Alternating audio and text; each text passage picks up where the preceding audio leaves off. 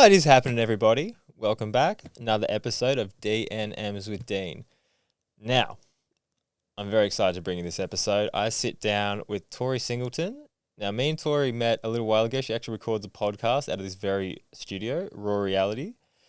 Now, I always love sitting down with athletes or past athletes and kind of picking their mind apart because I can see so much of myself in them and what they've been through and how they've overcome that. Now, Tori is definitely an athlete that has gone through a lot and has found the tools she needed to then overcome the challenges and be the person she knows she should be and is now. Now, Tori was in acrobatics. Well, she was actually in netball, acrobatics, a little bit of tennis as well, but acrobatics was her main focus. She actually went and competed in the World Championships as a junior in 2018 and then again as a senior in 2019 where she actually got a silver medal. Now, through that time, she dealt with serious health issues. She dealt with stress fractures, tears, kind of everything got thrown at her. And she kind of got put in this position where doctors pretty much said, if you keep doing this, it's too harsh on your health and you should pull away. Now, look at this as you will. She soldiered on and ended up going to compete and getting that silver medal. But her body was so run down that after that, she had to look within and find the tools that she needed to actually become the person she knows she should be. And since then, she's met a boyfriend that helped her down a health path to living better, eating better, sleeping better, pretty much all things that she obviously should have been doing as an athlete, but kind of needed to go through the hardship to then figure out what to do after competing. Now, since then, she's moved to the Gold Coast. She's kind of changed her whole life around and is now this vibrant, uplifting, positive person that has been through something hard and now wants to share that through mentoring other kids, other people, to show them how they think they can live a better, happier, more fulfilled life. So really enjoyed this chat. We sat down for almost 2 hours and went in depth into her story and where she's going now and what she wants to do. And I really think you guys will enjoy this one. So I hope you guys like it. Before we get into it, quick word from the sponsors. If you are sick of a heap of tablets in the morning, get your morning, oh my God, I can't talk at the moment. Get your morning routine started right with AG1. Now, 1 scoop of AG1 is full of 75 whole grain ingredients, and it just gets your morning started right. It gets your day started right. It's good for gut health, immunity, all those good things. We're going into colder weather now. You want to boost your body up. You want to feel good. So AG1 is the one for you. I'm going to throw a link in the description. 5 free travel packs, year free supply of vitamin D. That'll get your day started right. And get, everything started right. Sorry, that intro was a bit clunky, but we're just going to go with it because I think, showing that things can be clunky is good as well. It's not always polished, but without further ado, here's Tori. See you guys.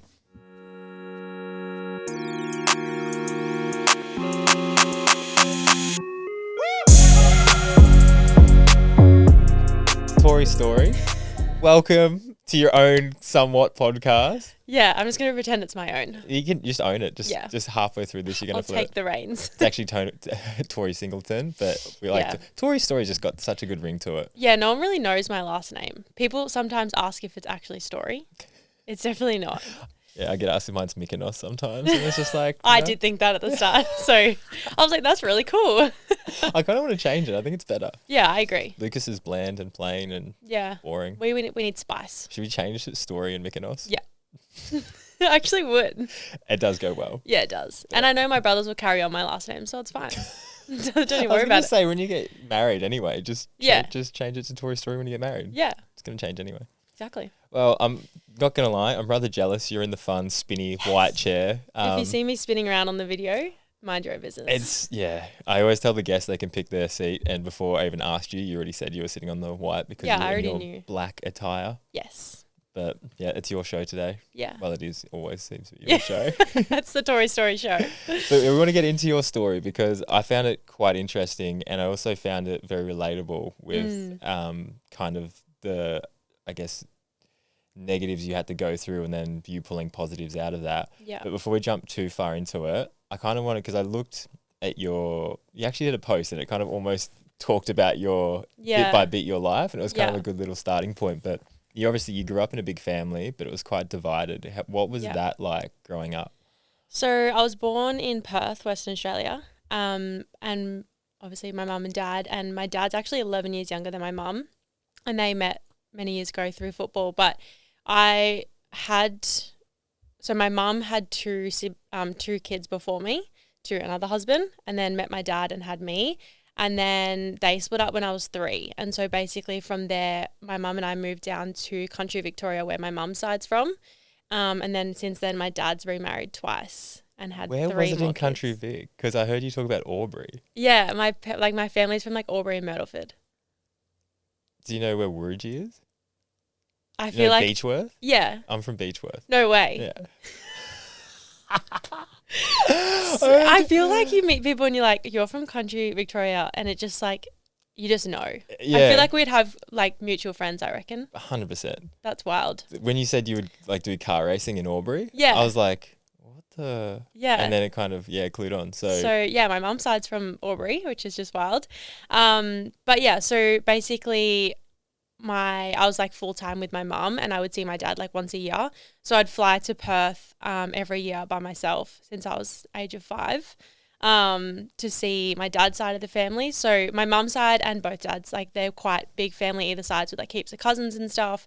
The one thing I am really grateful for is that my mum and dad are very good friends, not straight off the bat of their divorce, but over time they've grown to be really good friends. And I definitely think that's made it easier, I guess, on having that divided family. And I have great relationships with both of them, which just makes it so much better. But it does suck that Perth just feels like another country. And it just takes so far long. away, yeah. So seeing them once a year it definitely sucks. And I do have 3 little brothers that I feel like I've missed so much of their childhood. And then as we'll get into, like my acrobatics career took up so much time that I even more just missed out on so much of their life. But in the same breath, I wouldn't change it. So they're still all over in Perth. Yeah. So I still only see them like once a year. How was that going back, like to and fro growing up? Was that stressful, or did that kind of weigh on you, just not having, like, I guess that stability going back and forth all the time? I vividly remember just always just wanting them to be together, just being like, why can't my mum and dad just be together? I feel like everyone in school just had their happy-go-lucky families, and I was like, why do I have my dad's side like on the other side of the country? And I think it was really tough at this like beginning because I didn't understand. Like obviously I was 3 when they got divorced, and you just don't get it. And I was quite a challenging child, my mum would say. And I kind of led my mum onto her own spiritual journey because I was so challenging, and she really had to learn to parent me differently to my older siblings because I was just quite difficult. But it definitely took a toll just because I always just wanted that close-knit family, and I would always go over to my friend's house and they would have that. And I think I've definitely carried that throughout my life, and I've done so much work around the childhood trauma kind of things.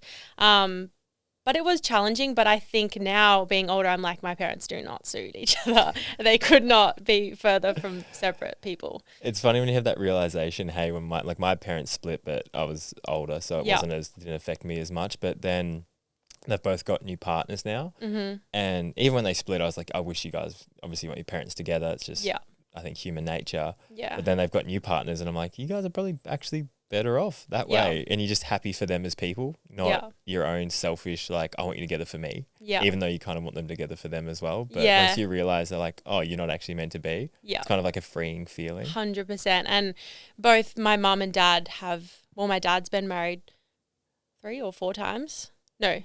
Yeah. And then my mum's been like quite similar 3 or 4 times.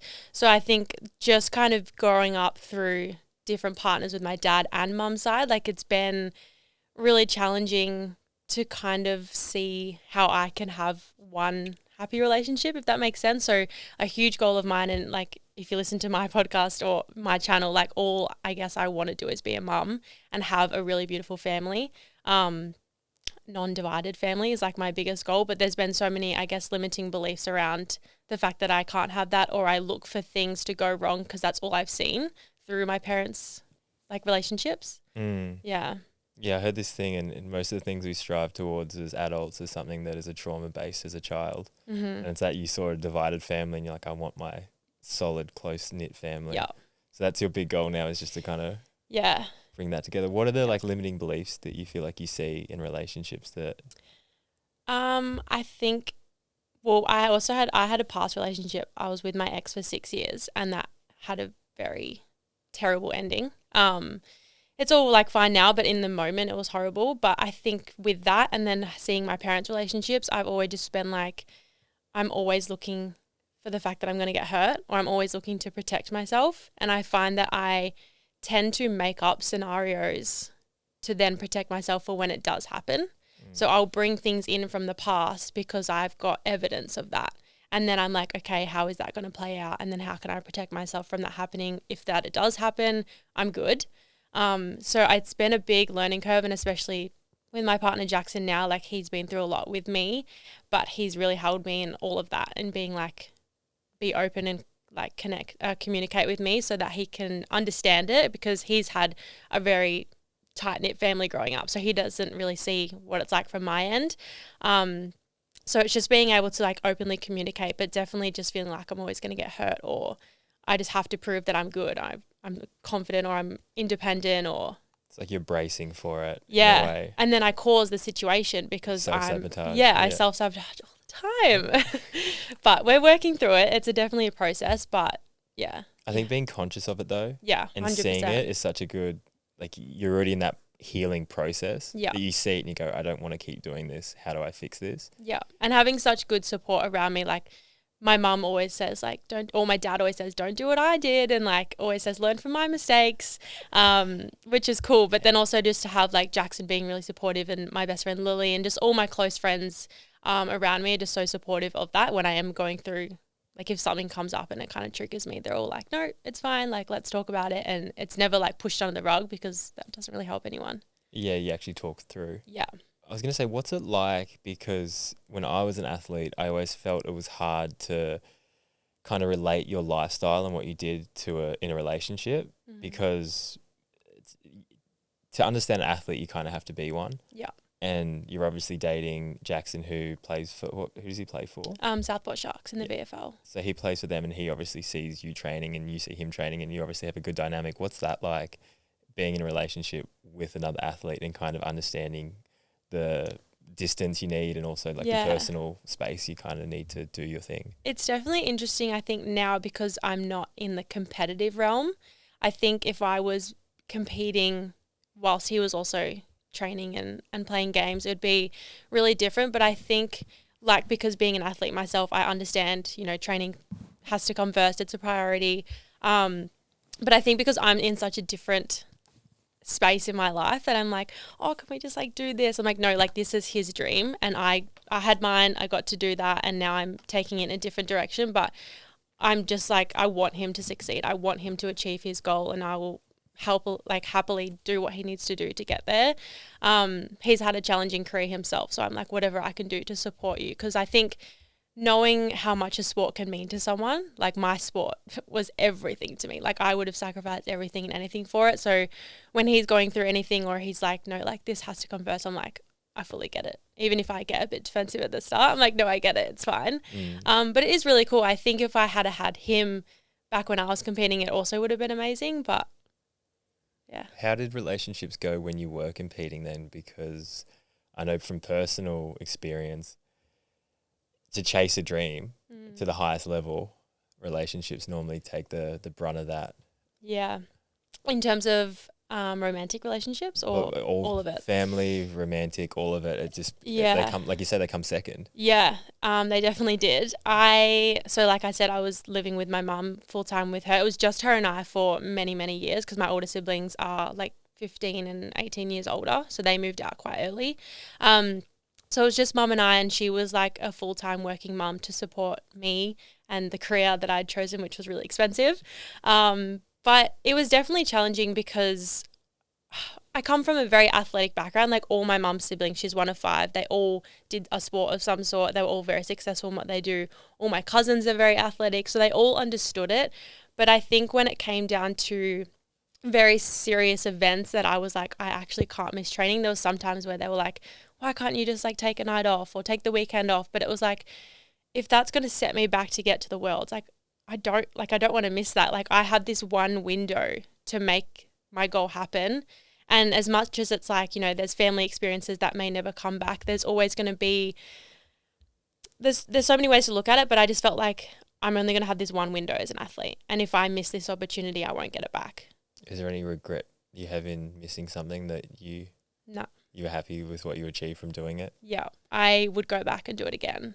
I just loved my sport so much. Did you find though sometimes balancing it, it's like you've got a family event and okay, you might miss the gym or you might miss a training session, but in that family event, it can kind of almost give you more energy because you can see people you might not see normally, and almost that can charge you up. Did you find that those in occasions you almost need to like shut off to then obviously excel? Yeah, I think it's like the moment you step back from it, you can almost like just have that gratitude for what you do and how good you are at it, or like how much effort you are putting in, and then to just like take your mind off it for a bit, because it's probably something you just always think about, like how can you do better, what more can you do? So then to just like take a step back, be with the friends and family who do support you and just kind of recharge you in that way to then go back and go even harder again. Did you find that hard to do though? Like take a like I always smell felt the guilty. roses? Yeah, I always felt guilty for taking time off because I never wanted to set myself back, even if it was like one night of training. And I think when I was younger, we were made to feel like one training session missed is like massive, whereas now I'm like, no, one training session is probably beneficial to like reset your body and rest and recover, which is something massive that I've learned over my like transformational journey. But yeah, it was definitely hard when I was younger because I was like sport all the time, and I went to a sports school as well, so I did my whole life was sport. I played like pretty high level netball up until I think it was like year 9, and then I had to decide between the two because my mum was a netballer and that's all she wanted me to do, and my dad wanted me to play tennis, so I didn't choose either of them. But yeah, I got into what did you want to do? Acro. Yeah, I loved netball, it was fun, but acro, just standing on stage, there's just nothing like it. How is that pull between parents, their idea of your direction and then your want and your needs? Was that a bit of a to It and was fro? tough. My mum was a really good netballer, and we grew up around like country footy in country Victoria, and country footy netball, like there's just nothing like it. Like it's the vibe, the energy, and my whole family from like my mum's parents all the way down to like our like cousins and stuff were all involved in the Ovens and Murray. I don't know if you've heard of it. Yeah. How could you not? Yeah. I'm from there, yeah. I played football in that. Yeah, okay, so you get it. So yeah, our family was heavily involved in, my mum coached at like 7 or 8 different clubs in the Ovens and Murray in netball. And played in it herself. So she really wanted me to push for that, and she coached me through netball when I was younger, and then I had really incredible coaches through my sports academy at school in netball. And then, tennis didn't last long. I didn't even give that. Sorry, Dad. I didn't really give that a red hot crack. It was either tennis or golf from my dad, purely because it was good money. And I actually chose the most expensive sport. So there's that. But for me, it was a no-brainer. The way that I felt from the second that I started acrobatics and the club that I got into and the people that I met, like there was no questions.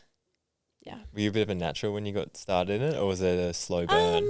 Well, I started with dance and gymnastics, and I loved them, but they didn't really fulfill me the way that acro did. So when I found that, which when I was 7, it was a funny story. We literally were just walking the dog around the block, and it was like my primary school, and I lived on the same street as my primary school, and then where's this? In Essendon in Melbourne. Yeah.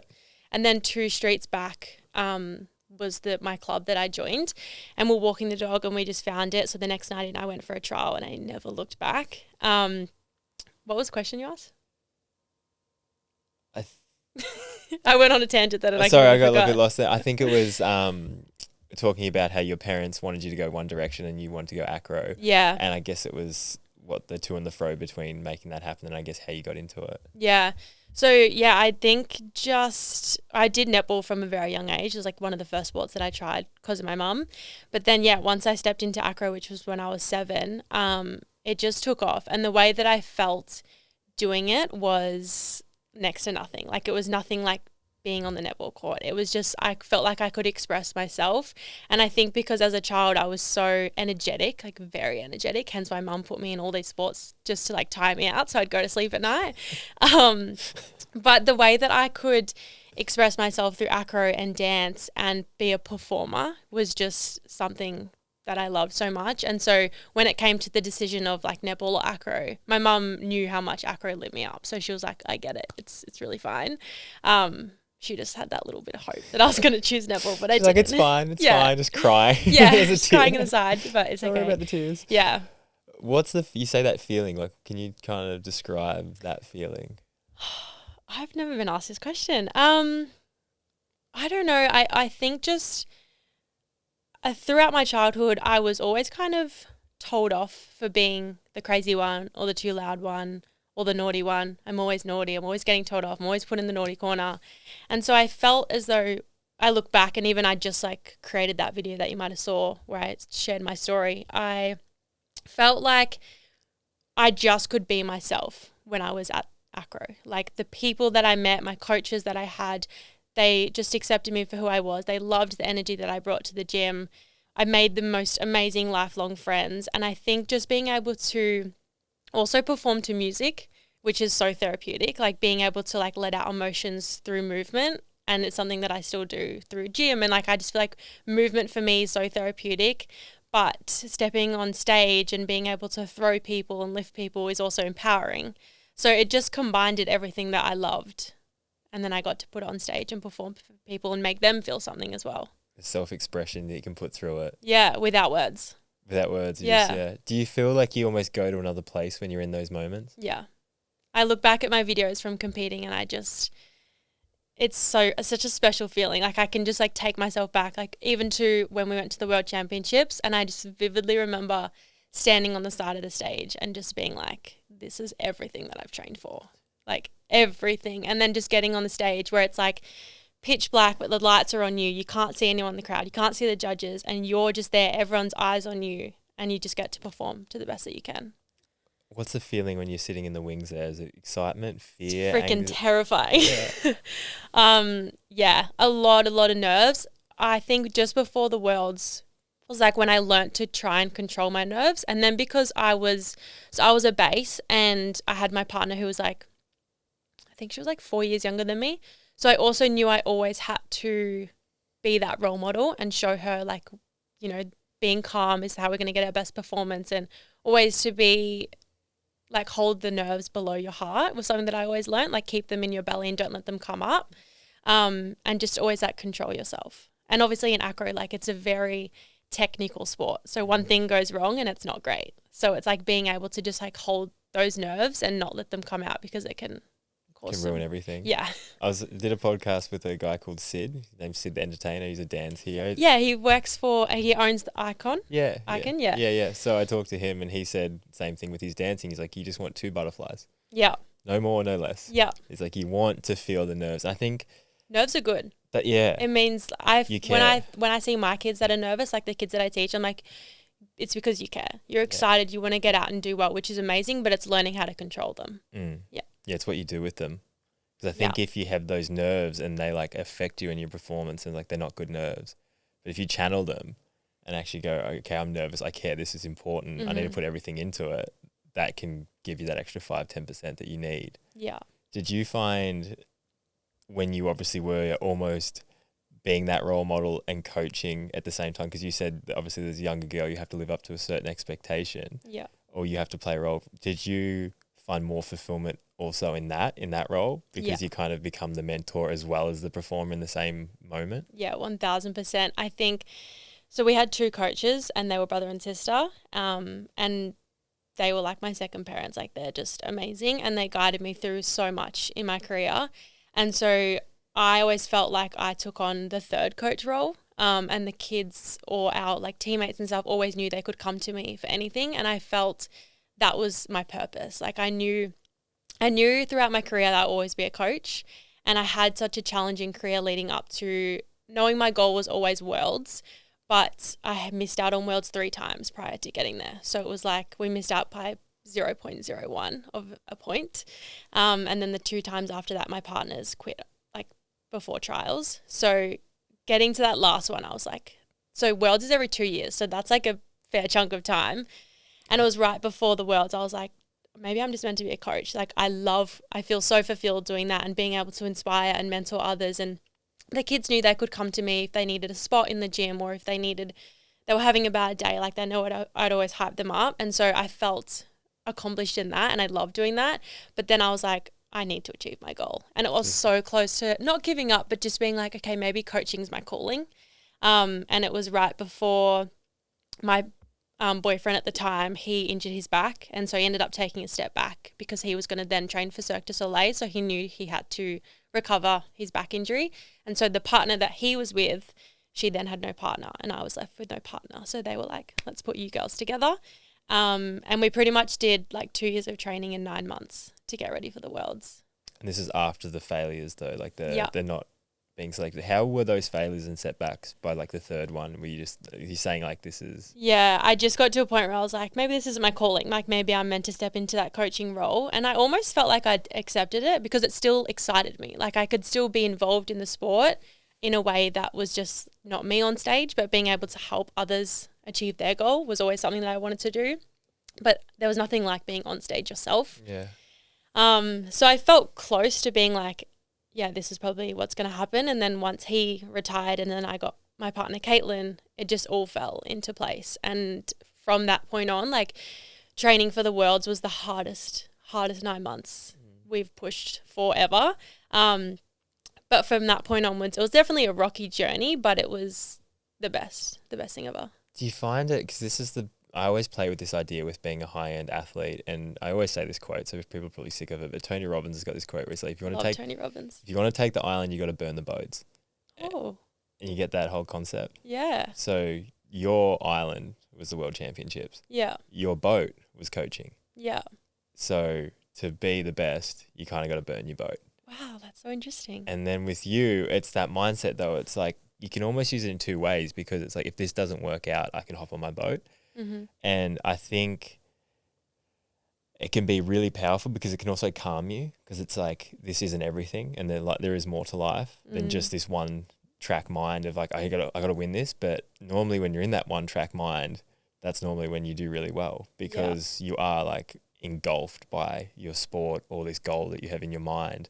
And I've always felt in my career when I was so fixated on something, like nothing else matters. Tunnel vision. Relationships kind of go astray. You don't see as many people, but you just don't care. Yeah. It's just like, I want this thing. And you'll do anything to get there. Yeah. It's like you go to sleep at thinking about it, you wake up thinking about it. And those people are hard to beat. And it's not even, and it's like enjoyment in that as well. It's not even just like, you're like, oh, I've got to do this tomorrow. You're like, oh, I'm going to do this tomorrow. Yes. It's a different feeling. It's such a different energy. Yeah. How did you feel? Because you said you obviously trained really hard in those building up to the world champs, but you also said you did have that back of your mind enjoyment. Like if I coach, that's still good. How did you find the balance between those two? Well, I think like leading up, so that 9 months into Worlds, I was still also coaching at the same time. Like I was still always that mentor for anyone in the gym. Yeah. So I guess I was getting both. And then because I was training for Worlds, like, and we were the only group from Victoria to make Worlds in 14 years. So that in itself was just insane. And so that just felt like it was another, I guess, step up for me to be another good mentor, like to prove that, you know, after missing out on Worlds 3 times, you just have to keep going and like, if it's meant to happen, it'll happen. But also, like, if you're going to put in the work, you'll get what you deserve as well. And I never gave up. Like, I broke my shoulder when I was 11 at state championships and I broke my humerus and dislocated it on stage. How did you do that? So this was when I was like a little top, like a flyer. And I did like a straight, like one flip off my partner. And I over-rotated, landed on my elbow, snapped my humerus, pushed it up, dislocated my shoulder. Didn't cry. Just going to put that out there. I didn't cry. Body went into shock, but I thought I could definitely keep going, and I definitely couldn't. And so I went straight to hospital, went through surgery and everything, and I was like terrified of surgeries, like absolutely terrified. And the one question I asked my mum and my coach was like, do I have to have surgery? And they're like, no, it's just like, you'll be fine. Like just dislocate it. It'll be fine. 4 hours later, the doctors walked in. They're like, so we're going to operate. And then the waterworks came. Then I started crying. Because I knew that meant time off from the sport and I didn't want that. So I had my surgery and the doctors told me 12 months off and I came back in 9 months, full recovery, got back up, won national championships, kept going. And then exactly 4 years later, I hurt the same shoulder and I just like I tore it, and it was just from like overtraining from the previous injury, which meant to another surgery. So I had, and it wasn't like a full reco, but along the lines of that. How was it in the recovery stage? Like you said, you obviously just wanted to keep competing. How was it being sidelined and watching you kind of hard work slip away? Yeah, I've got videos and photos of me like training in my sling and like doing everything that I could. What did you pull out of those times though? In terms of mindset, resilience, everything that comes with being tested like that. I think it just proved my love for the sport to myself. Like, I broke my shoulder and I was like, I'll be back there next year. Like, didn't scare watch you. me. No. Yeah. And I think I was 10. Like, that was in 2011. So I was 10 years old. And for me to realize that at that age, I was like, this sport is everything. Like, I obviously feel something for this sport and I ain't going to stop. And that was just like my drive. Like, I just never wanted to stop. And no matter what got my way, I never stopped. And so I had the second surgery, which is when I was 15. They told me 9 months, I was back in. No, they told me 6 months, I was back in 3 months. So I was just always there to prove them wrong. That's kind of my personality. I'll always prove you wrong. So yeah, I came back from that surgery, won nationals again. Then yeah, it kind of led into like training up for the Worlds. And then post Worlds was when training got even more intense. Got more hectic. Yeah. I can see your personality though. The whole like I made a quote because it's a similar thing. It's just like, tell me I can and I'll try. Tell me I can't and I will. Yeah. That's me. And that's like probably you as a kid as well with your mum. Yeah. It's like, you can't do this, or watch me. Like, even to the point where mum, like when I say I was a naughty kid, like I'd be sitting there next to my cousin and mum would be like, I'd hit her and mum would be like, don't hit her. So I would look my mum dead in the eyes and I'd whack my cousin. You're like a demon. Yeah, I was a little bit. You're like, I want a family. Yeah. I want more of this. This is your fault, mum. Sorry. Savvy. You did this. Yeah. But then leading into the world champs, Mm-hmm. how did it feel? Because sometimes when you realize things start falling into place, you kind of realize, okay, this is when it should have happened. Like the timing all comes together. Definitely. And you realize that in the moment when you're actually there, but it's all those times previous where you failed or like you didn't get selected or this, and you're like why? Mm-hmm. And then it finally does happen and you're, oh, it was supposed to happen like this. Did you feel that when you finally did get to the world champs? Yeah, 1000%. It all definitely felt right. So as I said, we had 2 coaches and only one of them came to the Worlds with us. So it was our male coach, Steve. He came with us, and then obviously the whole Australian team. But I remember after my second shoulder surgery, we always used to say, like, across my journey, like, everything happens for a reason. So when I turned 18, I actually got that tattooed on my ribs because it was just like our thing. Like, we'd always say that. And I think that's something that's always kept me going. And it's such a cliche, like, kind of saying, but like, it truly got me through my journey. Like, every time something happened, I'd be like, oh, well, everything happens for a reason. And it just, like, looking back on my journey, I'm like, absolutely it did. So getting to the Worlds and just like walking out onto the stage for the first time for like our first training was just like the most surreal feeling ever. Like, it was just like, it made me more grateful for the moment because I was like, I've put in absolutely every ounce of everything that I have to get to this point. And I also I find this like a really interesting story, but we had state national squad training before the Worlds with like the whole team, with the whole Australian team.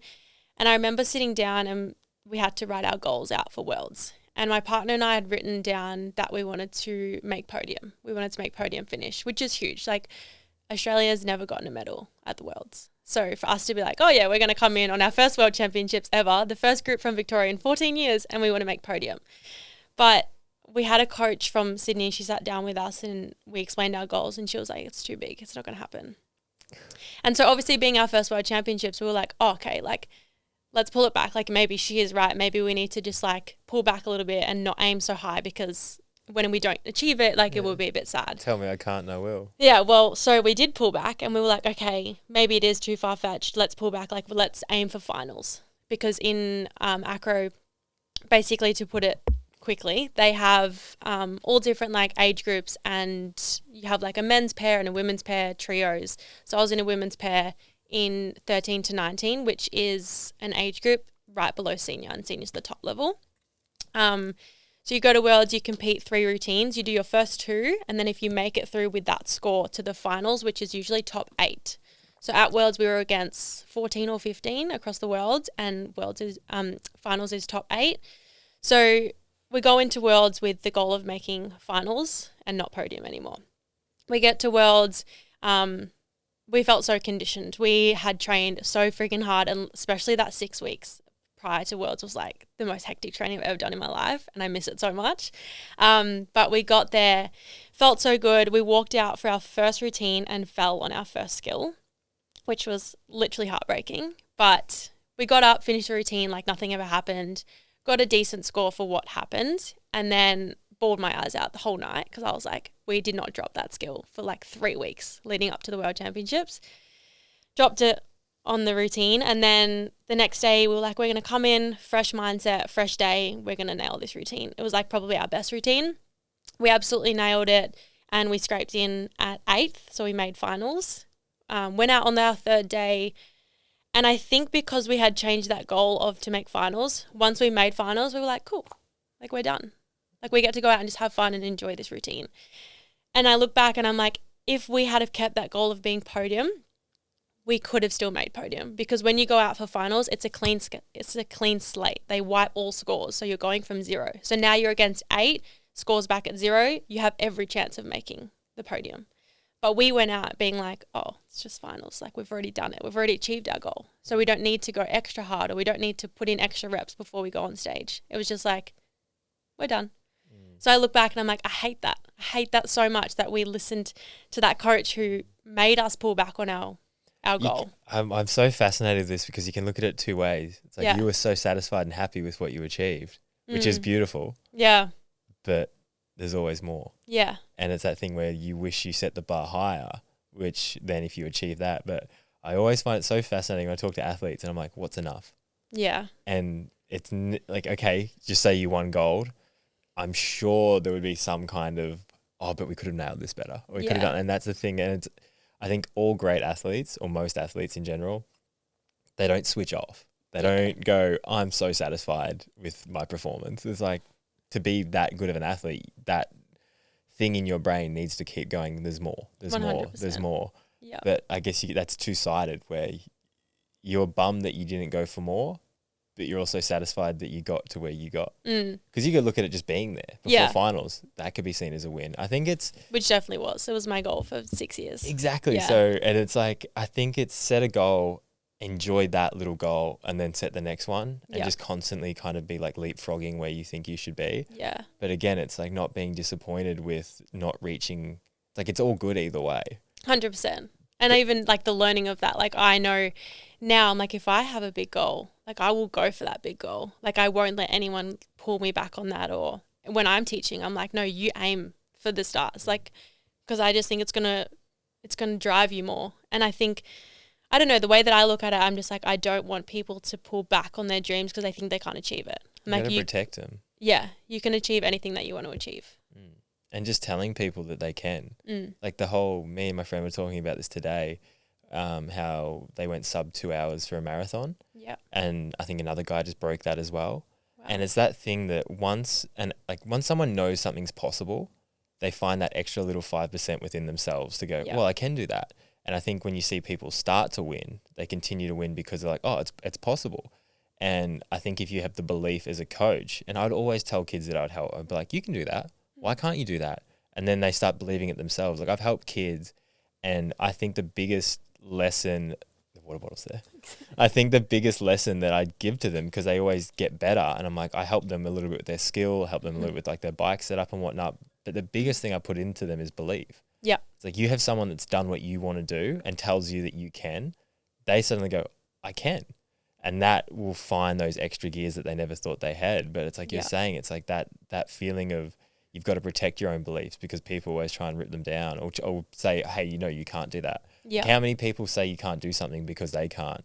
It's just a reflection of themselves onto you. And you're like, just because you can't do it doesn't mean I can't. But it's even to that point, it's like who you share your dreams with or who you share your ambitions with is so important, because whether it's a good or bad response, it's still going to affect how you look at it. Definitely. And that coach who told us that, she didn't make podium when she went to Worlds. Yeah. And so like no one from Australia has, so why would I, type of situation. So, and I always think like, okay, if she had never said that and we had still aimed for podium, what would that have looked like? Because our mindset going into finals, I tell you right now, would have been so different. We would have pushed that a little bit harder at training. We would have done a bit of extra that night before. But I also wouldn't change it because now I have that knowledge and that experience to now teach others. It's like they almost, like the whole tell me I can't thing. Yeah. It's almost they want to like piss you off, but sometimes it doesn't piss people off. It just puts them down. Yeah. To go, oh yeah, you're right. And I think as any young kid or any young athlete, all they want is belief from someone else. So like my coaches always knew I'd get to Worlds. And so having their belief in me was enough for me to be like, yeah, of course I'm going to make it. And so I think it's like if you're coaching younger athletes, well, like I am now, like I always want to be able to, well, I always show that I can believe in them because I know what it meant to me to see my coaches believe in me. And it's like when you're young and you're learning everything, you might not always believe in yourself because you don't really know what you're capable of. But as a coach, I can see someone's capabilities before they can. So as soon as I can show that I believe in them, they're like, oh, I can actually do that. And then they prove to themselves that they can do it. It's a cool thing when you see the lights come on. Yeah. And you're like, oh yeah, I can do the things that you've been telling me I can do. Yeah. And you start to feel it, and then it's just like they excel so much quicker. Yeah. That year you went, is that when you got second, or was that when you got the finals and then you came back the next year in seniors and got second? Yeah, the next year. So we came back from Worlds, and in the lead up to Worlds, I started to deal with a bit of a back injury. So coming home from that, we rested a little bit. And I had also just like freshly turned 18 before Worlds. And obviously the lead up to Worlds, I didn't go out or anything. I actually left school in year 10 because I hate school. And I knew nothing that I wanted to do I was gonna get from school. So I left in year 10 and basically just trained full time. So coming back from the Worlds, I took some time off to rest and recover, slow down training a little bit, and also have a bit of a social life. And so I started to, I guess, go out and see what that was like. And I guess I learnt quite early on that my body hates alcohol, like really hates it. And after a couple of weekends of going out, I ended up in hospital and got really, really sick. I had rashes all over my body. They did all the tests and I ended up with tonsillitis, glandular fever and appendicitis. Yeah, so they say things come in 3 and I never do things half-assed. I'm always like, it's full on around here. I'm going to run my body into the ground. Yeah, so basically went in for surgery and got my appendix out. I also, TMI for the lads, but for the ladies out there, I also came off the pill that weekend, which I'd been on for 2 years. And from that point onwards, my body like completely changed. I went through the recovery of getting my appendix out, which was like no training. I couldn't lift anything above 3 kilos, which absolutely killed me. I also was dealing with a breakup at that exact time with my ex. And that's probably when my mental health started to decline a lot. I guess just from obviously the breakup, and I think coming off the pill just really messed with my hormones, and then the surgery. I gained 12 kilos in about 6 weeks, which for me, I was a very lean, very, very lean athlete, always have been. And I felt like one day I woke up and I didn't know who I was. Like my body had changed, my mindset, my mental health was completely gone. I was in a very dark place within my head and it lasted for a long time. I think dealing with that, which was something I'd never dealt with before, I'd never had to worry about my weight or my skin. My skin started to break out, which is when I started to get acne. I'd always been role modeled great mindsets from my mum, my coaches, everyone around me, and mental health wasn't really spoken about back then. Didn't really know how to deal with it, and it was kind of where everything went south in a way because I didn't really know what was happening to me. I couldn't get answers. I was seeing doctor after doctor to try and get answers. And I think it was probably, that was like, when was my surgery?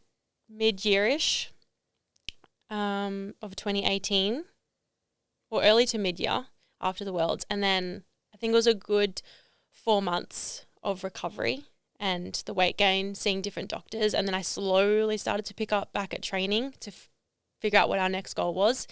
And then so we realized we could qualify for the World Cup in 2019, which was in Vegas. So once we found that goal, we were like, we're going to get there. But then on the other hand, I was also dealing with all of this. And again, seeing so many doctors. And once I started to pick back up training, my back started to flare up again and just got worse and worse and worse. And I just remember so vividly, like going through training and routines and skills, like I would leave training in tears every night. I have to lie down after a skill because I couldn't breathe because my back pain would be so bad. But I would push through because I'm like, I'm getting to the World Cup. Like I'll do what I have to. And so it wasn't until the end of 2018 I finally found like a kind of doctor. She was like a specialist. It was like a spinal specialist, but also women's health. And so she did a million different scans. And the day that I walked in there and told her everything I was dealing with, she literally said to me and was like, okay, from what you've told me, it sounds like you're dealing with PCOS. It sounds like you've got quite a bad back injury. To me, it sounds like stress fractures. And from my back, my hip started to play up. She's like, I think there's something going on in your hip as well. So I went and got ultrasounds, MRIs, blood tests, everything. And I went back a week later. I walked in and she was like, you're diagnosed with PCOS. You have about 70 cysts on your ovaries. You've got stress fractures in your lower back. And then you've got a tear in your hip. And I just sat there and bawled my eyes out because I knew like this was not far out from the World Cup. And I was like, what does this mean? Like, I felt like she was ripping my dreams straight from me. Like everything that I had worked for, I was like, so what from here? And she was like, basically advised me to stop everything, go see a gynecologist, get surgery to remove my cysts and go on a very long-term rehab program for my back. And I just was like, yeah, I don't think I can do that. And so I left that doctor's appointment and I called my coaches, explained everything, and they were like, we need a second opinion. So I was like, okay, good idea. Let's go get another opinion. And I went to a very well-known athlete coach specialist. Like he was just a bit of everything, and he went around to all different athletes and clubs around Australia. And he said the exact same thing. He said, you're at risk of not walking again. You're at risk of never having kids. If you push this any further, you're risking your life essentially and all good health and mobility within your body. And of course that was terrifying. I was 18 at the time. And when you have like another big dream to like go and compete at the World Cup as like the first ever group from Australia, and then to have this like underlying issues that I know need firsthand attention, I felt like my world stopped. Like I just didn't know what to do. My mum was distraught for me. She felt like, not that she failed, but she was like, didn't really know how to guide me through this because she'd never gone through it. She didn't know what PCOS was. PCOS wasn't spoken about. Mental health wasn't spoken about. It was such a taboo topic back then. And I felt like I'd failed as an athlete, as a person, when I was diagnosed with depression and all like PCOS and a stress factor. I was like, what do I do with my life? Because I had grown so much in the sport that acro became my identity. So I felt like as I started to lose that, I was like, I'm losing myself with that. Yeah. Like, who is Tori? Who is Tori in those moments? Would you say that's probably the lowest point you've ever been to in those? Yeah. And this is 2019 before the World Championships. This was end of 2018. End of 2018. Yeah. So what was the move that you did then? What did you do? Because it kind of ends in a happy story. It does. But what was the what did you do to get out of that as well? Because that's a dark time to be in when those things start stacking up. Yeah. And you kind of become trapped in your own mind. You don't see the light at the end of the tunnel. You kind of get stuck. Yeah, I felt extremely stuck. As much as acro was like the risk, it was also my savior. Because I felt like as soon as I was in the gym, I was away from everything else. Like I was away from my head and how I felt. And I guess the turning point for me was suicidal thoughts, because I was losing everything. I lost my partner, broke up with him, and then, I felt like I lost myself. So getting to the point of like thinking I didn't want to be here or trying to hurt myself was like the point of being like, no, this isn't you. This is not what you're here for. You're better than this. You're bigger than this. Like, we've got to work through it. And so that point onwards, I think I spoke up to my ex. So I felt like I could only really talk to him at the time. And then he ended up telling my mum. And so then she was kind of aware of where I was at. And I kind of briefly told my coaches. I never really told anyone how serious it was until after, because I never wanted to admit that, again, because mental health was so like taboo back then. Ashamed of it, hey? Yeah, it was such a shameful thing, which now is like, I think it's improved so much since then, which is amazing. But yeah, it was definitely a shameful thing. So basically from there, both my parents were like, you need to stop. Like, health comes first, rehab will get you back, then you can train again for the Worlds or whatever we choose to do. But this comes first, and if you need to push the World Cup back, you do that. So I kind of sat with it, and I ended up making the decision to go ahead and compete, which to some people sounds absolutely wild, but there was something in me that knew I could get through. I felt like I'd gotten through the last 6 months of training with the back injury, and I don't know, in my head there was something there that was like, no, you can get through it. And so I did, and my coaches like kind of knew that I had to taper back a little bit, and so we were pushing all these amazing skills prior to getting sick, because obviously now we'd changed to senior, which is the top level. So it means you up your skills, you go next level. And we decided to like taper back a little bit and realize we could go to the World Cup with not the skills that we wanted to, which was like a bit of a sad moment, because I was like, no, we trained all these big skills, but safety reasons, it made sense.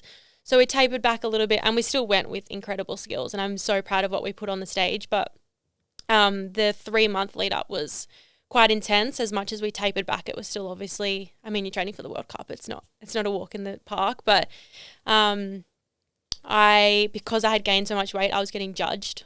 Obviously, as an acrobat and a performer, you get judged on how you look and your appearance. And my partner that I was with, she was a very like long, skinny flyer, and I had put on 12 kilos. And obviously throughout Australia and training for 10 plus years, all the judges and everyone knew me to be like this fit, lean athlete. So then to walk out on stage and not be that, it was so hard. And then to have judges be like, talk to my coaches and be like, what's going on? Like, she looks overweight. You need to. So then to hear that from like other people, when I knew in myself, and I was trying everything, I was trying every sort of diet you could imagine. Like, I was training. It was a very toxic time, but before the World Cup, I was working at F45, and I was working like from the 5 a.m. shift to like the 8 a.m. and then I would coach the 9 and then go back home, eat, sleep, go train the 12 a.m., do cardio, smash myself, go home, eat, sleep, go back to the gym and train weights from 2 till 3, eat, relax, and then train from 4 till 8 p.m. Like, that was like my cycle, because back then it was like the feeling of eat less, train more. That's how you lose weight. And that's all I knew. And that's all my mum knew too. Like, back in her generation, that's how you lost weight. So I guess I was just doing that, and I was just hammering myself. And the more I trained, the more weight I put on. Because now I look at it, I'm like, well, the more stress I put on my body, the more it was trying to hold on to keep itself alive, to keep going. So it made sense that I was gaining more weight. Now it does. Back then it didn't. So it was just more terrifying. But in the lead up, I think it was a week out from the World Cup, I had a seizure at training. And I remember so vividly, I was hanging from the bars to like stretch out my back, because like just to hang was nice. And so basically I was just like hanging there, and all of a sudden dropped, and my whole body was like convulsing, shaking. We actually have it on cameras, but luckily one of our students was a nurse, so she came over, and one of our students' mum was there. She was a nurse. They checked all my vitals and everything, and I was fine. Went to the doctor that night, and they were just like, you're under eating. You're not hydrated, you're training way too much, like gave me the whole rundown. So basically I was on like food watch. So like everyone was just making sure that I was eating enough. And then when we got to the World Cup in Vegas, in America, like food portions are so big. There's not much healthy foods, but luckily we had a restaurant like under our hotel that was like rice, chicken and broccoli. And that's pretty much all I ate. Within the first like 3 days, I lost 2 kilos of being over there. And then it was just like this whole battle of having like body dysmorphia and like, yeah, I guess I had an eating disorder. I've never really kind of looked at it like that, but I definitely would say that I did to some extent. But it was also that I could just get out on stage and be accepted or look good on stage, and put out my best performance. But it was a very toxic time. But again, it was me doing anything I could to get on that stage at the World Cup, which is insane. It's crazy, like you say, looking back, especially when those doctors said like you could affect, if you walk properly again, you could affect a family. When that was obviously, I don't know back then, but obviously now that's such a big goal of yours, and I'd say back then that would have been massive as well. Yeah. And having someone come and say that to you, and then that tunnel vision way of thinking it's insane. And I think that's just like that's a true athlete in my eyes. Like, if you're putting like your life goal aside because of that tunnel vision, like all I wanted was to get on that stage. To get on stage and perform at the World Cup, because since I was 7, that was my goal. Since I knew the World Cup was a thing, it was my goal. So to put everything aside. But again, like, I don't know whether it was intuition or, you know, just my inner dialogue just being like, no, you got this. Like, you can get through the next 3 months. And so I did. We got to the World Cup. It was a bit of a smaller World Cup, so we were against 4 or 5, and it was like USA, Israel, there's a few others in there. And we put our best on stage for what our lead up was. And we came out with a silver medal, which was, standing on that podium was definitely a highlight. And I think I think it made it more special for what I'd been through. And I think, like, I walked off the podium, my coach and I just bawled our eyes out. Like, just because we knew what we'd been through that whole last 12 months was just such a whirlwind. So then to come out with a silver medal against some of the world's best was just wild. Did you think back to that doctor's office when you were standing on the podium? Yeah, I was thinking, so I did it, everyone, and I'm still walking. Toxic, I know. Yeah, but I was going to say, proved you wrong. Yeah, and I think that's just something that I've always had in me, but I just trust myself. Like, I know if I can get through something, I will. And I got through enough. I got through to get where I wanted to go. And then the second I walked off that stage, like at our last routine, my body was like, I'm done. And I got really, really sick after that. I got bronchitis and my body went really downhill. But it kind of makes sense. I think my body held on to absolutely everything it could to get past. And then once that was up, my body said. Once it knew it had done the job. Yeah. And then from going on from that, because was that the last time you competed properly? Yeah. Oh, and I felt that. It makes me emotional thinking about it because I don't know why, but as an athlete, I always wanted to know the last time I was walking on the stage and know that, like, this would be my last performance. So I hated that I didn't know that because I can relate to that. Yeah. Well, yeah. So the time I came off the stage, and basically my plan in my head was to go home, have a rest, come back for 2020 Worlds, come back, go for senior, bring back all the big skills we'd been training. I'd be recovered, I'd be fit again, and we'd go for that freaking podium finish. But it didn't quite happen that way. So we came home and I took about a 3-month break to, like, completely rest my back. Started to see so many doctors, and I guess, like, the weight was still there, the acne was still there, mental health still wasn't great. It was just like an up and down, very roller coaster ride. And so it came to, like, July 2019, and I went away for the weekend, and something clicked in me and was like, I've got nothing left to give. I felt empty, and I was like, as much as I had achieved all this and I was so happy with what I did, I was like, if I don't take the actual time to rest, I will never get back on the stage ever. And so I went back to the club and I spoke to my coaches, and unfortunately it was a very sad and disappointing end to my time at the gym. It was me being like, what was I, 18 at the time, not really knowing how to go about it, but I was just like, all I know is I need a rest. I need to give my body time to recover if I ever want to have kids again, first off. But if I ever want to be back to perfect health and in a position where I can coach again or, you know, be happy and healthy again. And there was just so many variables that went into it. Obviously, I'd been a massive part of the club. I was so close with my coaches, and it just didn't end on a nice note, which was really unfortunate. But the next 6 months after leaving was probably the worst. It was like a very blur moment. It was probably, so from like July 2019 to the end of 2019, I don't really know what happened. I didn't work. I didn't train. I was just floating around, basically. I got caught up in, like, going out and, like, drinking. I think it was like an escape for a while. And just, like, hanging out with people who just, like, didn't really have passion for life or, like, a goal in mind. And it was just me kind of plodding around when I was just like, I actually don't know what I'm doing. I don't know. I'm not really healing. I'm not putting in any work to myself. I'm just trying to escape what was happening. You're kind of lost in those moments. So that was a very blurry 6 months until I got an opportunity to go work in Hobart, which is so random. But I got an opportunity to go start up an acrobatics kind of program in a gymnastics club in Hobart. And I was like, you know what? I need to get out of Melbourne. I need to do something different. So I moved in January of 2020. When I actually got this tattoo, with wings that says 2020 because I decided that 2020 was going to be my rebirth year and I was going to rediscover myself because like I mentioned earlier, Tori without acro, who is she? I had no idea who that was. Acro was me. That's who I was. I was acro. Acro was me. It was my identity. Every person in my life that knew me knew I did acro, and that's what it was. So it was time to kind of step away from that and discover out who I was as a person, what I loved, who I was like deep down. So I moved to Hobart all by myself. I was 19 and I lived there it was meant to be a full term. They wanted me for the year. I committed to the term. In that term, I actually got accepted into the circus, like a circus company in Australia. And from January, February, March, April, May-ish, I was meant to go and travel the world with the circus. And I was like, sick. This is going to be amazing. Get paid. Plot twist. Yeah, plot twist. I was like, cool, I get paid to do what I want to do.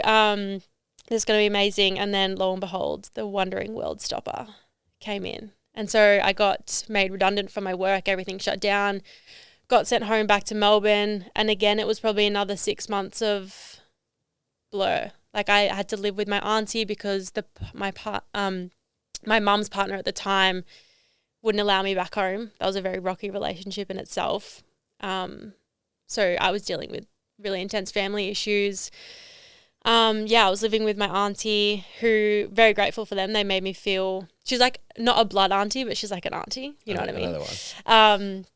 And they made me feel like I was loved and cared for. And but it was still a time of navigating why I was still hanging on to all this weight, mental health, and obviously like the world had shut down. Like what else are you meant to do? So again, it was probably another 6 months blur until I actually found Jackson on TikTok. And then another plot twist. How did that happen? So I was just scrolling on TikTok and he popped up on my page and I was like, that's nice. It's really nice to look at. Some of that. I love some of that. So I just went over to his Instagram, did the whole liked a couple of photos. He liked a couple back. We know where this is going. We know where it's going. And I followed him and then he followed me back. And then I was like, that's my job done. If he wants me, he can come and get me.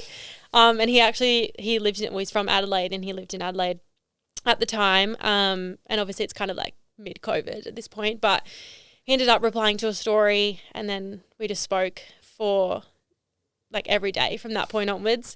And yeah, like it was probably like a month into talking. We had our first FaceTime call and then we had like a month of calling and then it was like it was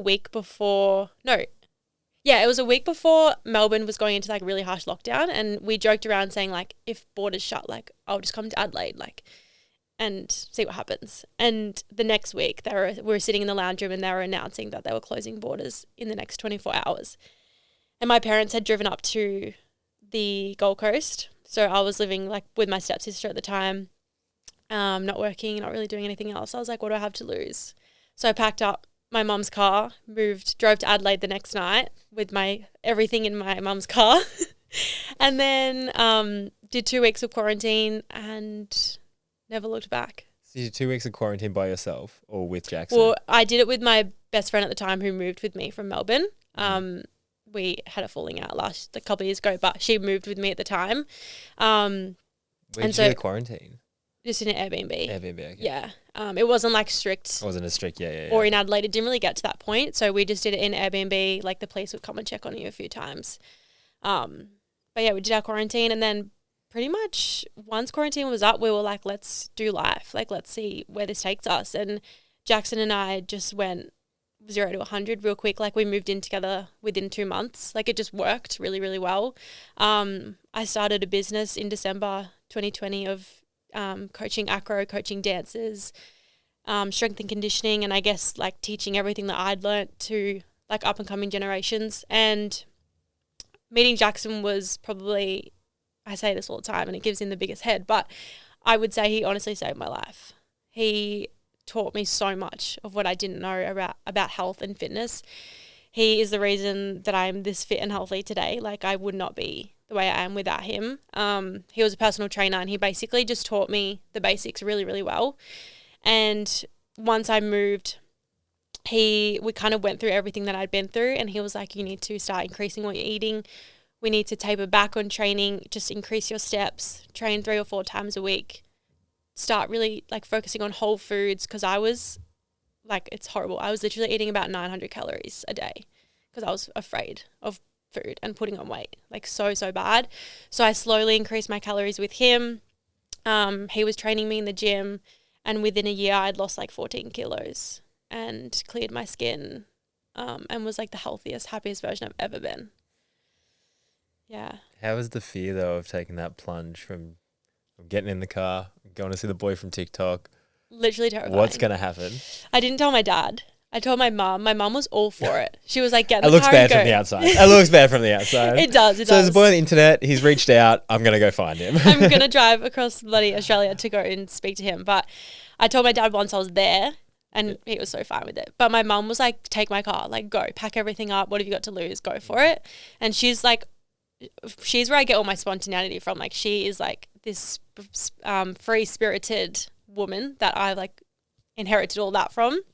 But yeah, it was definitely like scary. But I think because we had spoken for like a month and then we'd FaceTimed, and I think it was really beautiful because there was no physical aspect to it. It was all genuinely getting to know each other from the ground up. It was calls every night, like hours of phone calls, and it was getting to know each other's personality. Like, and he was learning everything that I was going through, and then to stick by me through that, like, insane. Yeah, the physical attraction, obviously you can see someone, you're attracted to them, but I think once you just involve like touch and sex and all that straight away, that kind of clouds the version of who you think that person is. It's like, Totally. Are you into me, or are you just kind of sex drunk in a way? Yeah, totally. And it's like, if you actually have that, like I always talk about dating apps, there should be a voice. Before you see the person, you should have to like swipe left or right on a voice note.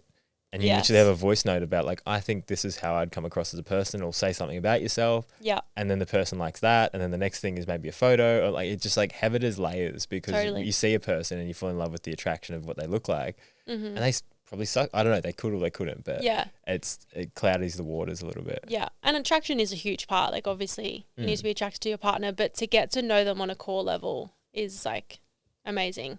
And basically from the first night we met, we were like, cool, this is amazing. This is us. This is even better. We've locked it in. Yeah, we've locked it in. And so, yeah, we moved in together within like 2 months. And we've like lived together ever since, all through Adelaide. And then I took the leap and moved up here to the Gold Coast. In 2022, I got offered a couple of jobs up here, and it just aligned with everything that we wanted for our future. We didn't think it would come across like so quickly, but it did. So we did long distance for 9 months. So How was that? He's in Adelaide still. You up? He was in Adelaide and I was in Gold Coast. It was challenging, of course. I think more for him at the start, because everything for him was the same. And I always say this to anyone who asks like for advice on long distance. When the person who's moving away, everything for them is going to be new. It's exciting. It's new jobs. It's new friendships. They're busy all the time. But for the person who's staying at home, everything's the same. They're just losing that person. Yeah. So I think it was harder for him at the start, and I was so busy and occupied and excited and learning all new things and people and everything. You've also been training for this for your entire life. Yeah. Yeah. Like the whole, like when you got taken away from your dad in a way. Yeah. Well, I was like, this is normal for me. Yeah. Like, exactly. Yeah. But like you can probably deal with it in a different way. Yeah. And it wasn't until the end of long distance, probably the last like 3 months, I was like, I am so over this. Like, and the worst thing for us was we didn't have a time frame, because he was still in Adelaide playing footy. I was settled in Queensland waiting for him to join me eventually. And so it came to the end of that footy season, and it was like, okay, you gonna play in Adelaide again, or are you gonna come to the Gold Coast? And it was fully his decision. And again, another point where I was like, I will support you whatever you do. This is your career. I want you to make it. I want you to achieve your goals. So whatever you need. And if that's another year of long distance, so be it. Like, we'll make it through.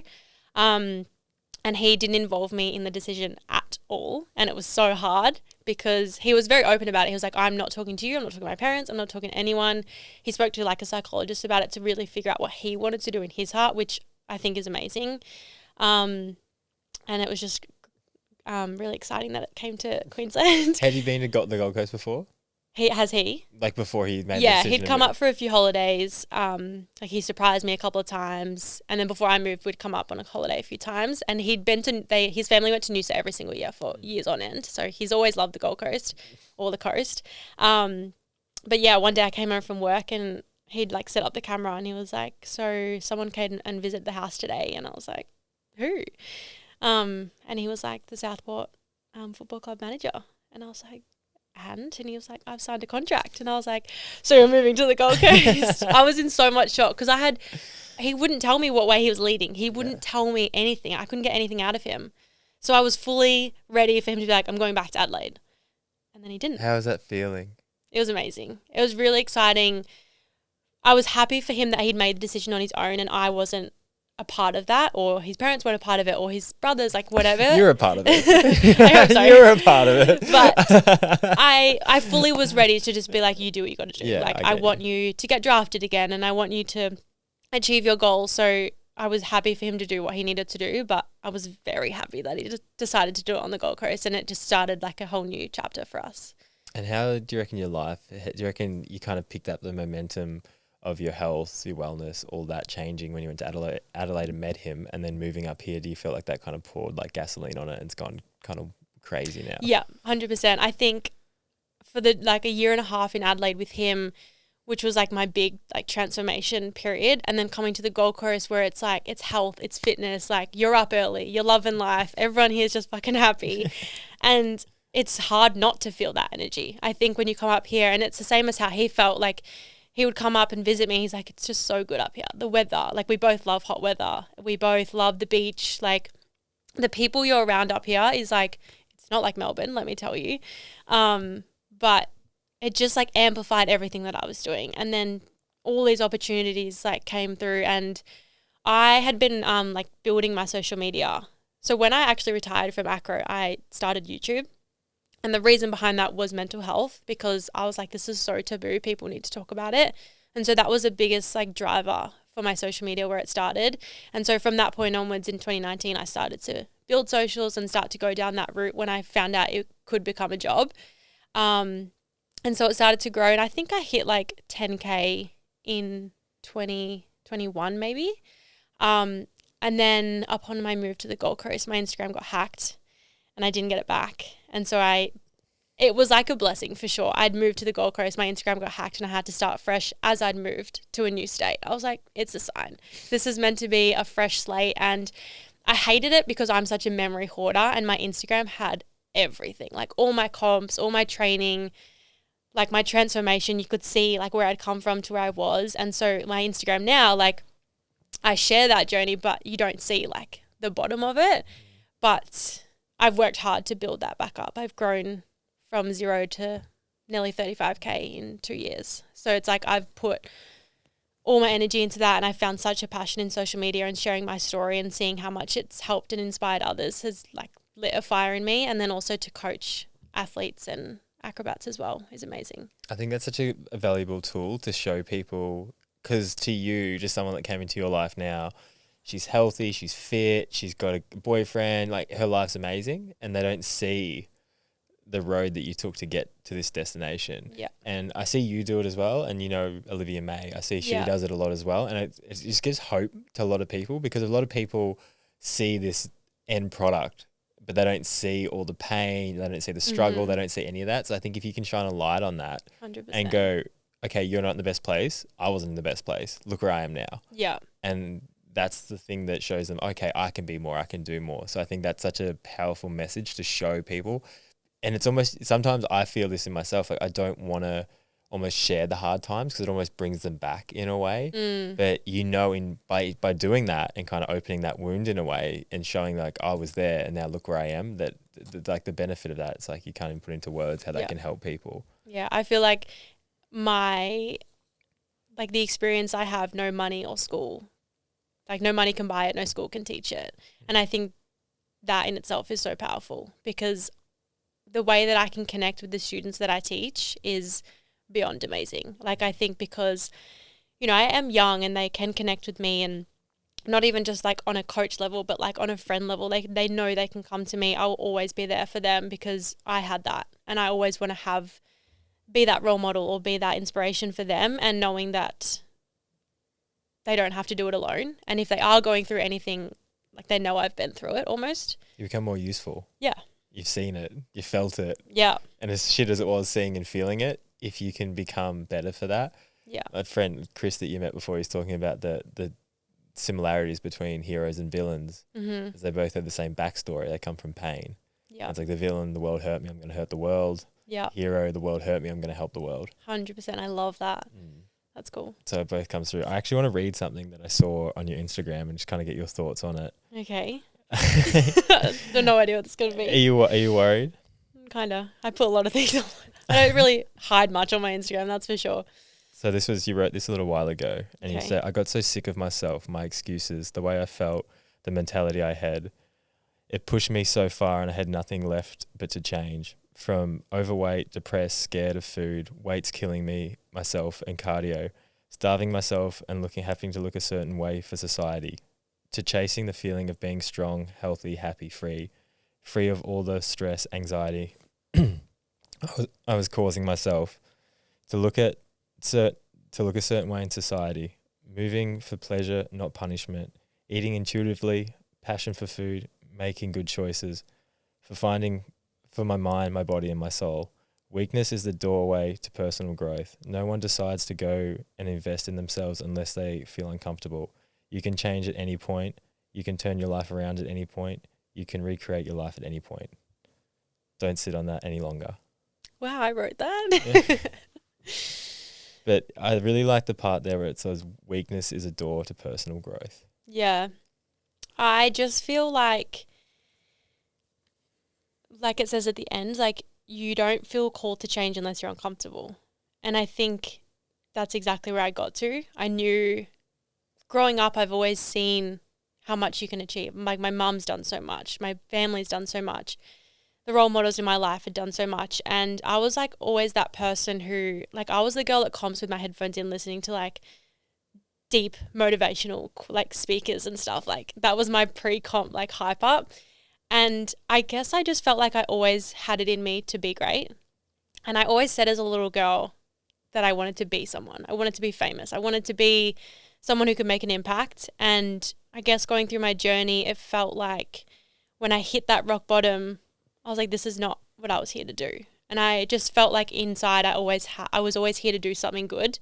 And I had to find that in me. And I think my journey was always going to happen that way. I was always going to have to go through the trenches to now share that and inspire other people. And I think that was always going to be my path. It just makes sense.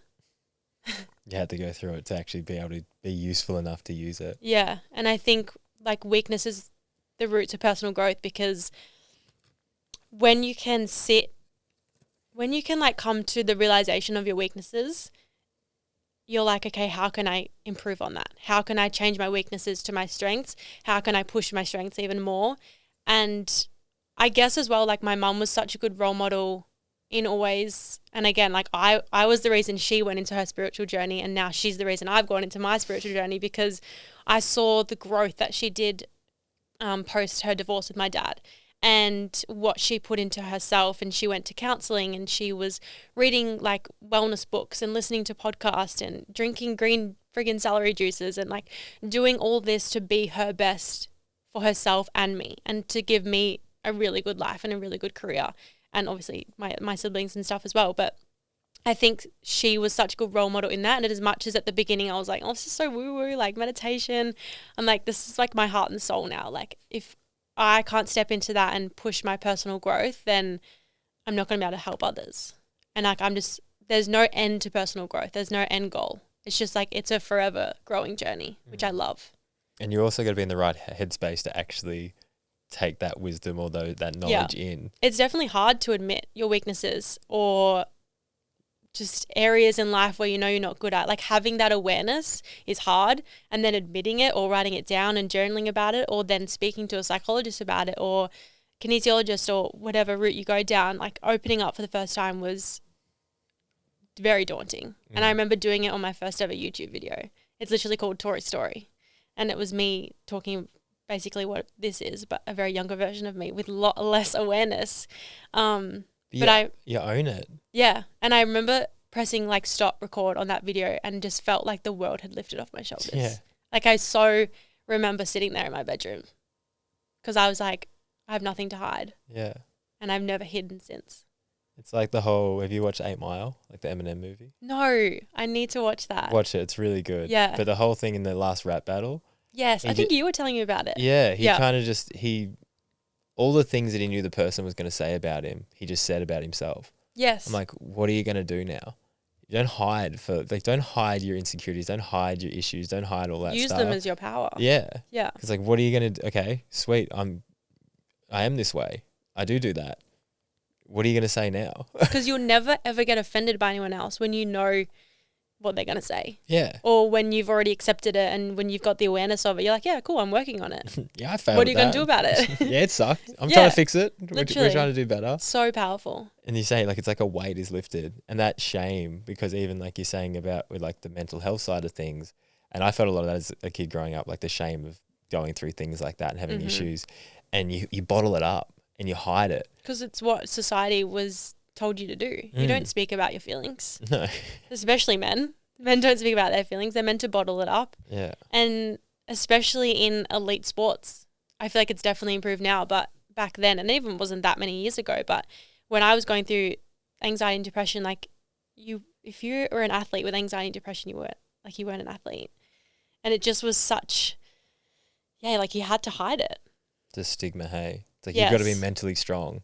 Yeah, Being depressed isn't mentally strong in the view, like in the eyes of people that look at athletes. correct. But then most of the time, and I talked about this, what do you think about this? Because I talked about it the other day and it kind of stirred some stuff, but I look at great athletes in some way being kind of broken people, and they're almost trying to fill, it comes back to what's enough. And a lot of times it's coming out of a place of, like, I didn't feel like I was good enough as a kid. And then I found sport and I suddenly had something that I could put all my energy into. So I became obsessed with it because I was like, I was kind of broken. I was depressed. I didn't have many friends. I didn't have any goals. And then lo and behold, you find something that can, suddenly I'm getting friends. Suddenly, yeah. So I 100% know at that time when I got into my sport, I was a broken person. And because of that, it made me the athlete that I was. And then all these people are like, I want to be a great athlete. I'm like, man, like, sometimes it takes stuff that you don't really want to give. Yeah, well, now that you say that, it's like, well, my parents were divorced when I was 3. I always missed, there was always a hole in my heart because I was like, I don't have what I've always wanted or what I thought was normal. Filling a void. So then acro filled that and I gave absolutely everything to it. So then when it got ripped from me, my world then fell apart. So now since retirement, I've been able to figure out who I am and be happy with that acro. I can still love the sport and I can still want to do a lot for it, but I know if I don't have it, I'm okay. Whereas back then I was like, I'm not okay. I normally ask this question at the end about how you want to be remembered, but I'll ask you, who is Tori? Tori is a very spontaneous, free-spirited woman who won't stop until she gets what she wants. And I think my story says that. But when there's something that I want, I won't let anything get in my way. Or it will get in my way and I'll step right over it. It tends to get in my way actually, and then I'll step over it. But did you say how I want to be remembered? Yeah, like who you are and how you want to be remembered. Yeah. I think just like the girl that went after it. She never took no for an answer and she trusted herself. I think I've proved that I've trusted myself. And even now, like going through my self-development journey, I feel like I love this saying where it's like new level, same devil. So it's like, I'm still figuring out how to trust myself at a new level now. Whereas back then I clearly trusted myself because I had 3 doctors tell me I'll never walk again. And then I still went and competed. So I've learnt all through different levels to trust myself and know that what I have is enough and what I will do will happen in its own time. And everything happens for a reason. Yeah. Did you say then new devil? No, what is it? New level? New level, same devil. Yeah, I heard different levels. What is it? New level, new devil. Or same level, different devil. I've heard so many different Yeah, alterations yeah. of that, but it's like the same thing. Same, Yeah, yeah. same thing, yeah, of how Yeah. there's always something new that you got to face. 100%. And something going to change. I was going to ask you, what are you scared of? You know what I'm scared of. This is actually ironic because you just posted about it, but I'm scared of death. Really? And I'm scared of not living to my potential What scares you about death, though? because I love life and I never want to leave. But you don't know if you're actually leaving. No, I know, really. and I You're wish we leaving your had that answer. You're leaving your form of what you think it is. Yeah, I just never want to be without my people and what I do. But who knows? Maybe Yeah. I will have it when I go to heaven. Yeah, maybe you're still here in some way. Yeah. True, that's funny. They talked about the death thing the other day. Yeah. Maybe you need to do more breath work. Yeah, I think I do. More breath work. You can go so deep into that. Because I will literally get clammy and sweaty and hot and want to vomit when we talk about death. Really? Because I just feel, I think it scares me because I'm like, well, I haven't done everything yet. I need to do more. Which is, I think, the athlete coming back. Yeah. But then the whole thing is you're always going to want to do more. Yeah, you're right. Until you probably get to that point where you're 80 or 90, there's always going to be something that you probably want to do. Yeah. And I think that comes back to when you were talking about your coach that gave you an expectation about, like, don't get the podium. And you're like, it's being happy with how far you've come. Yeah. And obviously still striving to be better and do more, but I don't think it shouldn't put fear in you that there's more out there to do. Yeah. It should excite you. But if you don't, again, reach it, everything's okay. It's still fine. It's still fine, yeah. But it is a hard mindset. It's that whole striving to be better, striving to see more, striving to do all these things, and also being content with it in the moment. And that's something that as an athlete, I think so many of us struggle with. Yeah, 100%. It's something I'm still working through, and I speak to it a lot on my stories at the moment, even just in terms of training. Like, I've now learned that slowing down, my body appreciates so much. I'm in probably the best physical position I've been in a very long time, and I'm doing less than I ever have because my body appreciates low intensity training, long walks, eating intuitively, but the most whole foods possible. And yeah, just slowing down. But there's this little like voice in my head that's like, no, you need to train 3 times a day. And if you're not walking out the gym, like, holding your legs, like, you didn't train hard enough. Like, I'm still having that voice, and I speak to it a lot, and there's a lot of people who relate to it because they're feeling the same. And I'm like, I don't need to train as an athlete anymore, and that's okay. And I also live with 2 athletes, Lily training for bodybuilding, which is just a whole nother thing, and then Jackson training to still achieve his goal. So I'm also around it as well, which I love, but I'm also like, oh, I'm not doing enough. Like, I'm not training. It sucks me in. And I loved being an athlete. I wish I still could, but it's just not my passion anymore. Yeah. But it's just that little voice that I'm still working through. What's some advice you'd give someone going off your training routine and how you do it, and with training and recovery? What's some advice you'd give to someone? Like right now, my training? Yeah. 1000% listening to your body, but understanding your body. Because people can be like, oh, I'm listening to my body, but they're doing it and how they want to do it, if that makes sense. So I've tried it all. I've tried all the diets. I've tried all the training styles. I've CrossFit, cardio, no cardio, just weights, like Pilates, yoga. I've literally done it all. And you have to try everything to figure out what your body appreciates. And so for me, that has literally been training less, eating when I'm hungry, listening to my hunger cues, and just learning more about my body. And even Lily's like, you've literally stopped training and I'm doing like 3 sessions of bloody day and eating like next to nothing to get on stage, and you're looking amazing. And it's just how my body responds. And I think after putting my body through so much stress, it's like, okay, I appreciate you slowing down, and I'm going to actually show you that I appreciate you. And I just feel like the best I've ever felt. I feel like I can go and do a 100-kilo squat if I want to, but then I can also go and do a Pilates class and feel great.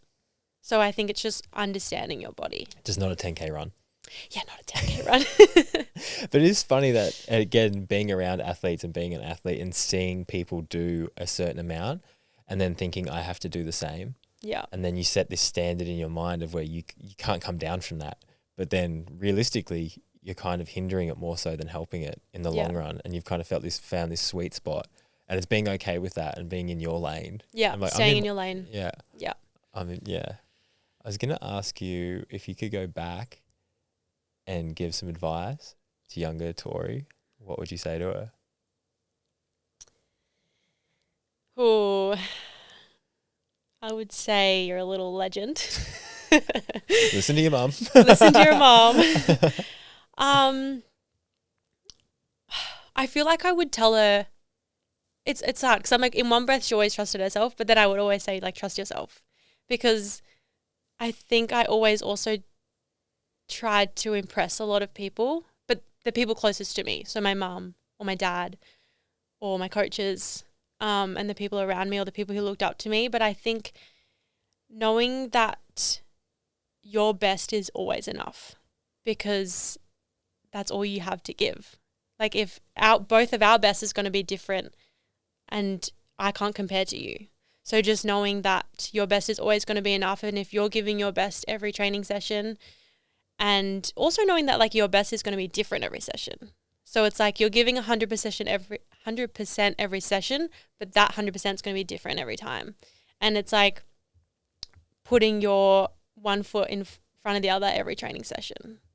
I'm talking to the athlete in me, by the way.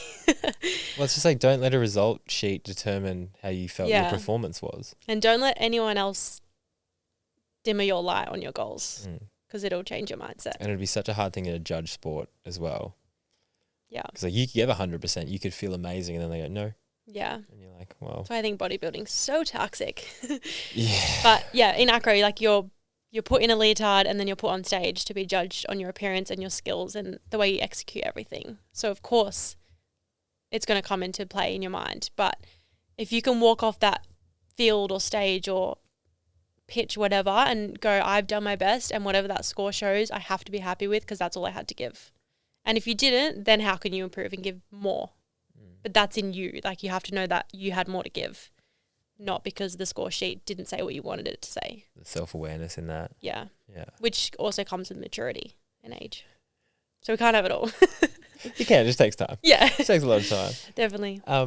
When's the happiest you've ever been, and how have you felt like you've stayed either in that state or gotten back to it?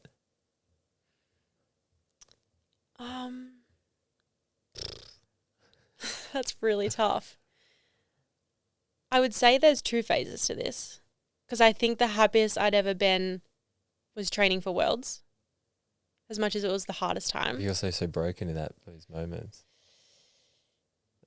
That's crazy to me that you say that after saying what you were going through. Not before World Cup, before Worlds. So before I had gone through this, like the cyst, the transformation. Yeah. So it was just really hard training. But I was like, I was in the thick of training hard, and I just thrived off it. I loved it so much. So I would definitely say that was just, I just loved that. I was so happy then. But then I'd also say the last year, since moving to Gold Coast, I'd say. I definitely think moving to Adelaide and having that transformation changed a lot, changed absolutely everything. But it was such a journey. Whereas now I feel like I have my health. It's still in progression with working on my skin and getting regular periods and stuff like that. Like that's still in process, but I know I'm on the right path and I'm doing what I'm meant to be doing. And I know that because I always get messages. I'm very spiritual, and I know that I'm in alignment with what I'm doing, but then I also have the perfect people around me. And I said this on our podcast recently, but I was like, on my 23rd birthday, I'd felt the happiest, and these people I'd met in the last year. The only person I'd knew for longer than what I'd lived in Gold Coast for was Jackson and Lily. So the rest, I was like, these are my people, and I've met them in the last year. And I think that's because I found who I was, so I could align with the people that align with me. And I always get the question, how do you find the right friends? How do you find your people? And it's like, if you don't know yourself, you're not going to find those people because they won't know who you are. So I think this last year has been just phenomenal. I think you just live to your values and do the things that you enjoy. And totally. Lo and behold, that other people will be doing the same. And they're your people. Surprise, surprise. Yeah. And I feel like the Gold Coast has this sped up effect. Yeah. Because me and my housemate were actually talking about this morning, and there's people you'll meet on a walk or at the gym, and then within 2 interactions, you're booking a trip somewhere. Yeah. And it's like... Literally. It's just how it is. Yeah. And it's just people have this... I think it's very transparent up here. It's very easy to see through if someone's bullshitting or not bullshitting, or where their intention is. Yeah. And I think when you do see clearly in people, it's like, okay, you're a good person. I see that. And then it's just easy to attach to those people. Yeah, 1,000%. But that's definitely sped up here. Yeah. and nothing is like it on the Gold Coast. No, it's a different world. Yeah, it really is. I was going to say, what's your future now look like? Are you obviously in coaching still, and that's a massive goal? Would you like to go over to another World Championships as a coach and see one of your students stand on the podium for themselves? So your eyes lit up there. Say less. Say less. Well, so I'm not coaching what I once trained in. I'm coaching now dancers doing acro, more strength and conditioning, but I have just recently launched athlete mentoring, which I always knew I'd do, and I've been working on it since 2020, but this year felt right to launch it. So basically, yeah, I've launched myself as an as an athlete mentor, purely because I see the gap in what I missed out on, but I also missed out on it because it wasn't being taught and it wasn't being spoken about. So it makes sense, but I just want to be that person who can inspire athletes to see their full potential and to realize the power of their mind. I think mindset is just absolutely everything in athletes, in life, in relationships, in everything. And so I think when younger athletes can realize that, it'll change their career. So I really want to push that and speak to as many athletes as I can. So that's kind of, I've just launched it, but it's like a year process. Like I've got big goals for that towards the end of the year around athlete mentoring. I always feel like I'm never finished competing, but I also don't see myself competing again. So I'm not sure. You never know if you get the call. Yeah, you never know. The back of your mind, you're like, maybe. Yeah. I did get selected to train for Cirque du Soleil back in 2021, but due to COVID, I couldn't make it happen. So maybe that'll happen. Floats around the back of your mind though, doesn't Yeah, it? it does. It's there. I just think I was never done as an athlete, and I knew I wasn't when I retired, but I knew I needed a break, and that's all I wanted it to be, was a break. But then COVID happened and it led to coaching, and I moved to Adelaide and Queensland, and it all just changed, and I freaking love coaching. There's more there. Yeah, so we'll see. I just don't think never say never. Yeah, 100%. Like if something could pop up that's perfect, and you just keep the door open, and if you want to walk through it. If you don't, you don't. Doesn't matter so much. And I know that if I don't, I'm okay with that. Yeah. Yeah. And the last big question, well, it's not really a question, but I was going to say, talk about you and Lily. What about us? That's what I mean. I don't have a direct question. What would you say your relationship is with? We're best friends. Yeah. We met through Jackson and Lily's ex-boyfriend who played footy together. And we met doing nothing that we're doing now, which is so cool. So we just met as like two regular chicks figuring out life in our early 20s, and now we have a podcast together. We both have, a following on social media. We're both doing YouTube. We both share so many passions with health and fitness and mindset and life that we just want to help inspire others. And so doing life with her, like doing business with her, doing life with her, we live together. We do everything together, but just we've been best friends since the day we met. Like we talk more than we talk to our boyfriends, and they sometimes get really annoyed. Well, her ex did. She's single now and she lives with me and Jackson, but our dynamic is something I've never had before. The relationship that we have, the honesty that we have is wild, because I've never had that in a friendship, and the way that we've grown as people but also together is just so cool. And then her and Jackson have a great relationship, and our whole friendship group is so solid, and yeah, it's so cool. That's epic. It's cool to see, since even obviously meeting you girls when you came and recorded in here, just like the dynamic and everything. That's been awesome. It just works so well. It works really well. Yeah. I was going to say, don't really ask this, but do you have a favourite quote you'd like to end on that you can think of off the top of your head? I don't normally ask this, but if you've got one. Well, I have the one I have tattooed, everything happens for a reason, which has just been like since I started acro. It's like the thing we've said. So that would be like my number one that I just go by. But the one recently that I've really hung on to is, and I don't want to butcher it, but it goes, I don't want to butcher it. No, we got time. Think about it. It goes, it's really simple. So I always get the words mixed up, but it's literally like, the risk you don't take is the biggest risk. Something along the lines of that. But I recently stepped into this because I booked a solo trip to LA, and I literally leave next week. And once I booked it, I was like, holy shit, have I done the right thing? Have I done the wrong thing? I need confirmation. Will I ever get confirmation? No, I just have to go with it because it's a calling that I've had and I just need to do it. But I just really think about, not taking the risk is your biggest risk. You never know where something could lead you. And I think if you have a calling for something, it's there for a reason. And if it's been put on your heart, it's been there for a reason. Exactly. Yeah. I heard this thing, it says your intuition may lead you wrong, but it's still the only thing that's ever led you right. Yes. So it's like always listen to your intuition. If there's something telling you to do something, go do it. And if it doesn't work out, it doesn't matter. Yeah. You know now. Go do something else. Exactly. Yeah. Yeah. All right, Miss Tori Story. Thank you for coming onto the podcast. Thanks for having me. I hope everyone enjoyed that. If people are still listening, want to leave a 5-star review for Tori and myself. Yes. On Spotify or Apple, wherever you listen to podcasts, wherever you're listening to this, leave a review. Let us know what you think. And thank you for tuning in. Thank you for coming in. Thanks for having me. And I'll see you next time. I was going to say, you'll see me be back in that swivelly chair. Yeah. Yeah, perfect. I need to really go get another one. You do. You just want to move, don't you? Yeah, it's so good. Sick. Thank you, Tori. Bye. See you.